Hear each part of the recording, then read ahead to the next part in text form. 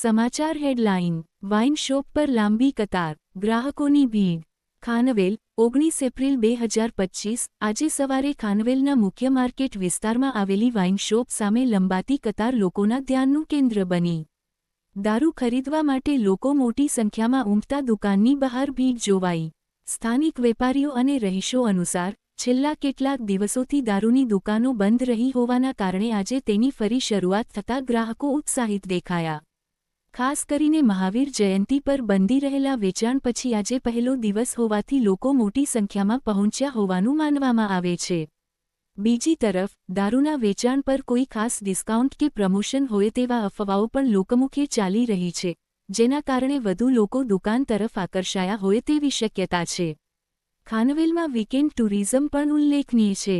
શનિવારને પૂર્વસંધ્યા હોવાથી શહેરમાં પ્રવાસીઓની અવરજવર વધી ગઈ છે, જેના કારણે વાઇન શોપની લાઇનમાં સ્થાનિકો ઉપરાંત ટુરિસ્ટ્સ પણ જોવા મળ્યા. રિપોર્ટર દેવુભાઈ ભોયા.